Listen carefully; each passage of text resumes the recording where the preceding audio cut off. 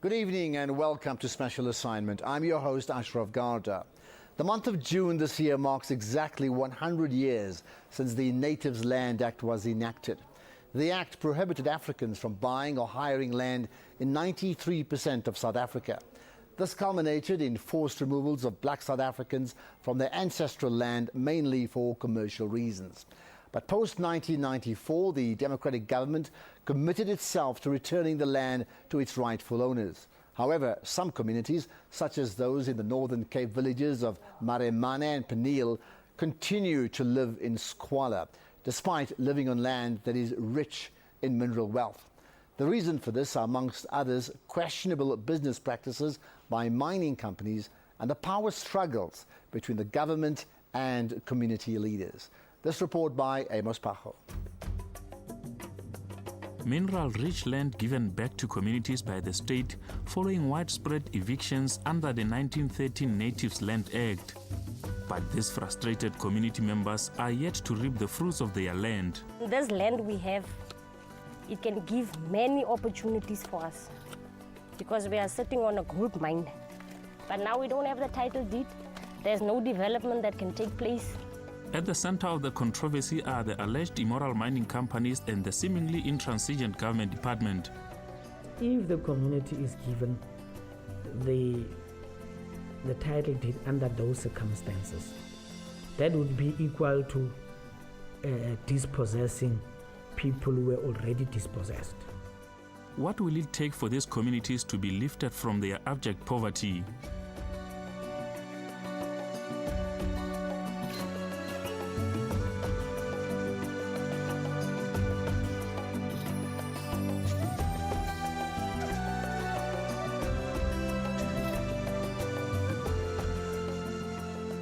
Pineal lies about 25 kilometers west of the Northern Cape Province capital, Kimberley.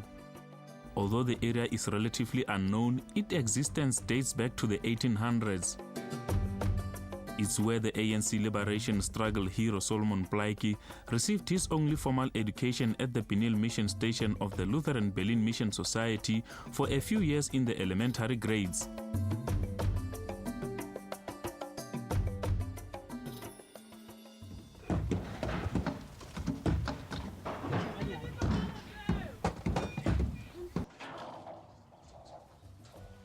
Like in many parts of the country, black people were removed from Pineal in 1967 under the Natives Land Act. However, hope was restored when the post-apartheid government committed to resettle people who were forcefully removed from their land. Johannes Sekotse was amongst those who witnessed the Pineal removals many years ago. He says memories of what transpired at that time are still vivid in his mind.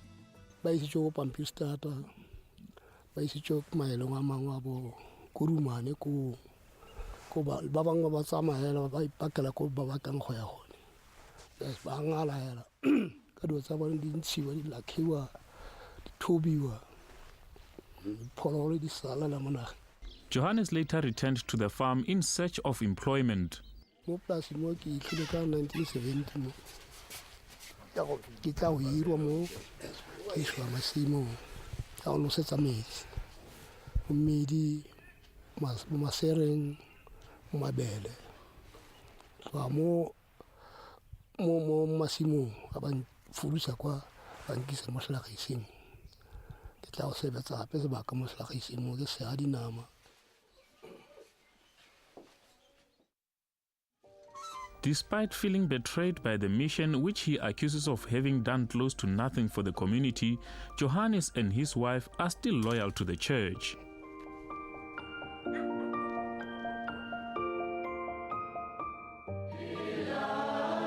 Today we join in the Pineal community in their meeting where they discuss the way forward regarding getting control of their land. The meeting is held at the same church which they believe is responsible for their unfortunate living conditions. The Pineal community instituted its land claim in 1997. It was actually ignited by the fact that the manager of the previous owner, the Lutheran Church in South Africa, want to kick out all 18-year-olds on the farm. They don't want them here. So what then happened is that the mothers and fathers, they asked me to assist them because they believe that it was wrong, but they don't know how to go about it. The farm became the first land to be expropriated in 2007 after its owner, the Evangelical Lutheran Church, and the government failed to agree on the terms of its sale. The state, however, paid 63 million rand as a final offer. However, the community is yet to receive its title deed for the land. The Provincial Department of Land Affairs will not hand over the title deed because it believes that the deal which the community entered with Blue Dust 7 Mining Company is not in its best interests. The community entered into a joining venture which gives the mining company access to mine on its land for 25 years in return for 20% of dividends. The Land Affairs MEC believes that there is no honesty around this deal. If the community is given the title deed under those circumstances, that would be equal to dispossessing people who were already dispossessed. That was the view of a large number of the legitimate claimants in Pineal. So our intervention, and I must indicate that this conflict didn't start in 2009 when I became the MEC. Government refused to issue the title deed because it viewed that joint venture agreement as not being an honest agreement, long before I came here. The dispute over the Pineal title deed and the joint venture agreement ended up in court. Some community members accused the Communal Property Association of acting without mandate and disregarding its views over how this matter should be dealt with. The CPA never gave us financial statements. They had the AGM early on, but they didn't even show us as to what they've done for this years that they've actually been elected as a LEDCOM. So we don't know what is the financial status of Pineal, because we have made to understand there are some people who are actually at this land, making use of the land to plow some mealies. We don't know where the leases of these lands are the money of these leases are going to. Tensions are very high, and this matter has become highly emotive in this community. On the day of the community meeting with one faction, the clearly agitated chairperson of the CPA threatened to cancel a scheduled interview with us. That's the guy who's using or misusing his power as a general manager to f up the whole thing. Yeah. Yes. To be straight with them. I've interdicted a lot of them. Following the 2007 representations by warring parties in the Pineal land claim dispute, the court ruled that a mediator be appointed to investigate the matter and come up with a solution to all concerns. The community is yet to receive feedback regarding the mediation process. However, the CPA chairperson claims to have drafted a revised offer which was likely to make the community a majority shareholder in the deal. I can tell you that the agreements that they are so unhappy about, they never came up and said to me or to the CPA, this is what we don't like in the agreement. I said to him that there's no problem as long as if there is a reviewal and the community agrees on that process, not me, the community and the beneficiaries agree that this is satisfactory, this will benefit them, and we as government who must play a developmental role also see that indeed this is in the interest of the community. It has been reviewed, then we are open to negotiation. Coming up next, more desperate land claimants cry out for help.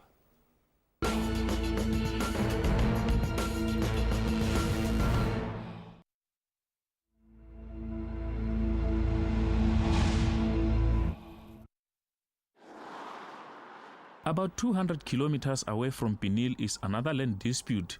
The Maramani village is also in the Northern Cape province. The community says it originally lived peacefully on the land in the 1800s.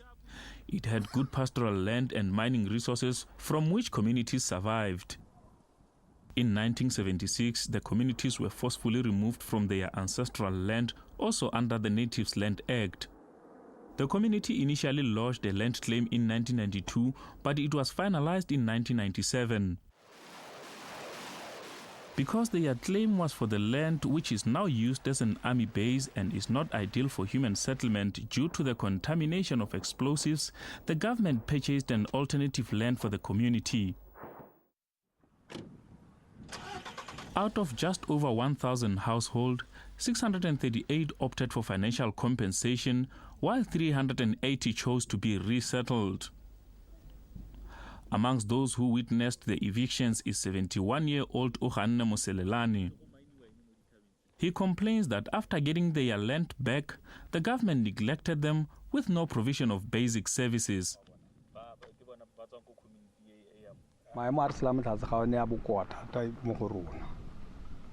We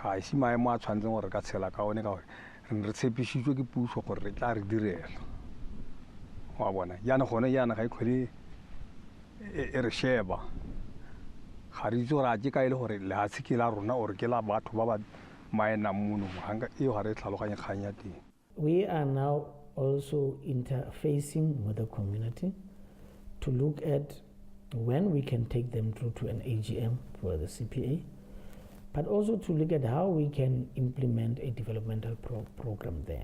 I must also indicate that for development to happen, you need but you must remember that the CPAs are the legal owners of the land. So municipalities cannot just come in, or even government, and bring development if there is no coherent understanding with the community. The area does not have basic services such as electricity, water, sanitation and proper housing. Employment is also one of the key challenges. Boitumelo Midube is married with 2 children. He is unemployed and depends largely on temporary jobs for their survival. He is worried that the current dispute over his community land poses an uncertain future for his children. Ke wa re ke thata ke tla go bona ke dula mo lehatsheng le nang di maene mare go dira gala dilo tse ka gore ke ya ke shebile one mabaka gore bana ba hetsa ko matric e go beisa go di university e tle go nna matsapa mo gona. The Maramani land is rich in manganese, but the community says it has not benefited in any way from the mining activities happening on its land. They point to questionable business practices by mining companies operating on their land and allegedly dividing the community. The mine tse di leng around mo Maramani di ka nna bo 5 go itla go bo 6. Mare di mine tsewa gantsi ga nke re bereka e mo go tsona. Ka gore ke di mine tse leng go di tlaela di tla go tsaya se leng teng di tswa di tsama. Mine tse dingwe like Chambua e ke mine ya ntla e leng gore ke tse gore e netsene mo. Chambua e ka re go na le batho ba e kopaneng e le bone e ba buisana le bone. Mara ha o botsa sentlo o batisa kganyewa ba kopane le puso bone ba kopane le puso ka lebaka la gore ba re re ele title deed. Misty Falls 45 Mining Company obtained prospecting rights at Maramani. Mining tycoon Pineal is known as one of its directors. However, our investigation has revealed that he is not listed as its director. Sihunelo is no stranger to controversy. His other company, Imperial Trading, is currently embroiled in an ongoing case over the controversial Sishen Mines multi-billion rand prospecting rights, and the matter is currently in the courts. Jack Vagotini claims that he was close to the processes of Maramani prospecting license application. He says the process was rigged.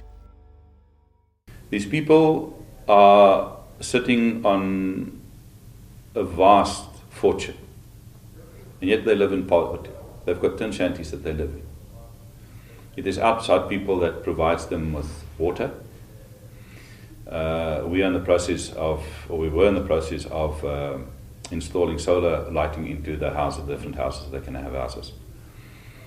Their children have got to travel 28 kilometers for school. They haven't got the finances. Misty Falls had to leave the area after the community protested against it in 2011. Back in Pineal, the community is pinning its hopes on the return of their title deed, which could open doors for opportunities and hopefully deal with their high unemployment levels. Lerato Sikotse completed school in 2009. She does not have funds to further her studies and is struggling to find a proper job. She has a child and depends entirely on a state social grant. I'm a youth, and then ga gona mereko mo Pineal, but go na le the job opportunities really ntsi mo. Whereas mbuwa rona it's not states mo government thing. You know, ga ba batle gore na mere me bereko re bereke re ba ntse re na le matric. Mare dutse hela ka one. The qualifications re na le tsone mara re dutse hela. Most young people in this area do not have any means of survival or even recreational facilities to occupy them. In most cases, they idle or spend their days gambling. On average, these youth say they can make about 20 rand a day from playing cards. Edith Julius also matriculated in 2006 but had to drop out of tertiary education due to financial constraints. 2007, my father sent me away to a technical in Bloemfontein. But now the thing is, he didn't have enough money to keep me there because I didn't have a bursary. So I didn't finish my course that I was doing. And then I came back and I looked for jobs, but unfortunately I don't know what's wrong with me that I don't get a job. She is also frustrated by the government's decision to hold back the community's title deed. This land we have, it can give many opportunities for us because we are sitting on a gold mine. But now we don't have the title deed. There's no development that can take place. And we are caught up in poverty. While other people, they have their lands, they have better lives, they get houses. We must live in shacks because we don't have the money to build ourselves houses. The reason I think that they are still keeping their title deed is because I stood up against them. Greedy politicians or their cronies that I will not, as long as I'm the chairperson of Pineal CPA, I will not be driven by anybody into any agreement. That allegation gets demystified because the basis on which the title is not made available is only on the matter of the joint venture agreement. That is the basis. There's no other reason why they're not getting their title deed. There's no other reason. So it is because, so I'm not aware of any official who has interest. The CPA has never brought it to our attention that officials of the department are involved in the delay. As far as the courts know, as far as government knows, it is the joint venture agreement. The Evangelical Lutheran Church of Southern Africa believes that the living conditions in Pineal would be different had the government not expropriated its land from the church. The legacy that the church is leaving behind has been disrupted by the expropriation of the farm, in the sense that there was a guest house, 2 big farmhouses, plus arable land which was under cultivation, which the church had intended to give to the community free of charge. So what needs to be done to ensure the beneficiaries benefit from their land? Answers in a moment.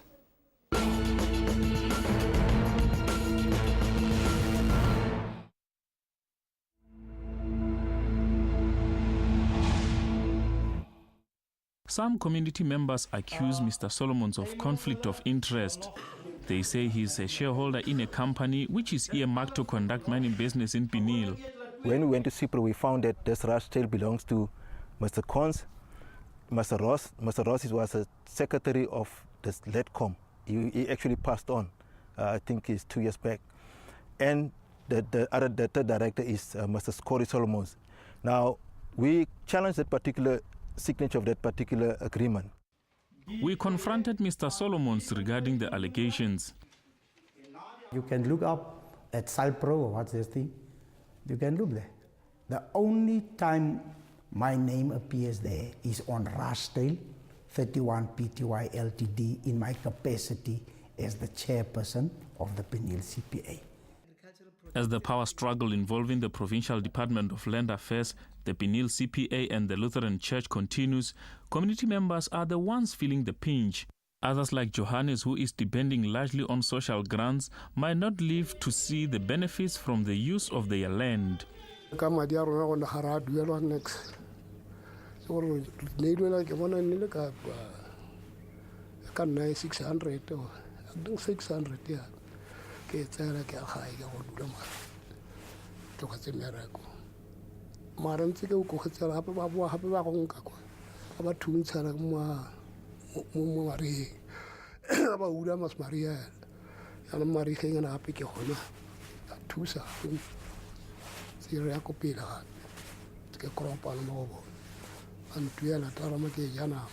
I feel very angry because government, they said they want to employ mostly youth. Né? So we want them to fulfill the promises that they are making. So that's only the thing and that I'm asking, that they make jobs available for us so that we can get a salary, not a stipend, not work for 3 months and then you sit again and wait for another job to come. It remains unclear when will the Pineal community eventually get a title deed for their land due to a pending court case challenging the joint venture agreement. Another uphill battle will be to get the prospecting rights from the Lutheran Church. The church maintains that it will not let go of the prospecting permit, which is also crucial for mining to commence. The way forward, as far as the church is concerned, the doors are not closed in communicating and negotiating with the community. Because the main idea, as I said earlier, is that these people who are residing on the farm are members of our church. So we cannot afford to see them, going empty-handed and going to bed with empty stomachs on a daily basis. In Maramani, the community also lives in limbo due to uncertainty over what benefits it's entitled to and who should be providing them with the basic services. The Provincial Department of Land Affairs says although it is gradually addressing the challenges related to late claims and restitution, very little cooperation has been forthcoming from the Department of Mineral Resources. We have undertaken that responsibility to engage our sister department, the Department of Mineral Resources.